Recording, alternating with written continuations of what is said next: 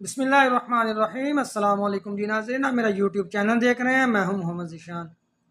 कश्मीर के अंदर एक दफ़ा फिर से दोनों हकूमत और कालादम जॉइंट एक्शन कमेटी के दरमियान एक दफ़ा फिर झड़पें हुई। कुछ यूट्यूबर्स इनको ऑपरेशन का नाम दे रहे हैं। तो इस खबर पर जाने से पहले आपसे गुजारिश की जाती है कि चैनल को सब्सक्राइब और फॉलो लाजमी कर दें, और अगर वीडियो अच्छी लगे इसको लाइक और शेयर भी कर दें। तो बताते हैं आपको कि कल रावलाकोट के अंदर ईदगाह के जो ग्राउंड था उसके अंदर जो लोग जमा थे उनके ऊपर मुबैना तौर पे कहा जाता है कि एक दफ़ा फिर फायर खोल दिया गया।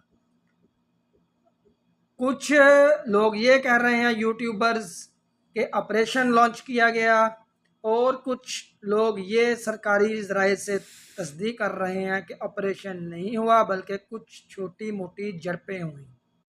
मैं इधर कोट करूंगा मंसूर अली ख़ान साहब को कि उन्होंने ये कहा कि कुछ झड़पें हुई हैं, इसको ऑपरेशन का नाम देना सरासर ज़्यादती है।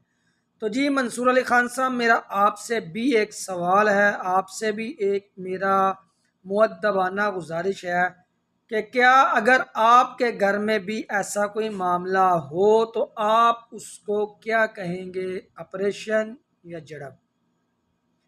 चाहे ये ऑपरेशन हो चाहे ये झड़प हो, दोनों के दरमियान और दोनों में से जो भी ज़ख्मी होगा वो मेरा पाकिस्तानी होगा।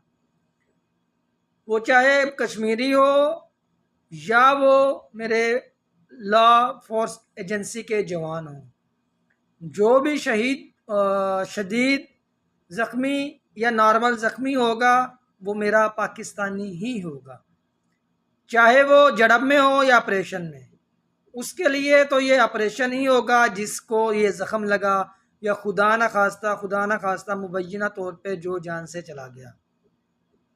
तो मंसूर अली ख़ान साहब, ऐसी बातों को मिक्स करने की बजाय दोनों को एक ही लाठी से हाँकना चाहिए कि ये काम नहीं होना चाहिए।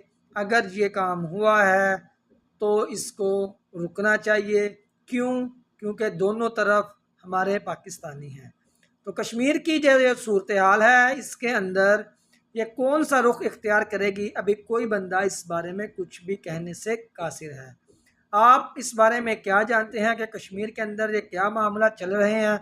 कमेंट के अंदर ज़रूर बताइएगा। आपकी कमेंट, आपकी राय हमारे लिए अहमियत की हामिल है। तो इसी बात के साथ अपने भाई को दीजिएगा इजाज़त। अस्सलाम वालेकुम।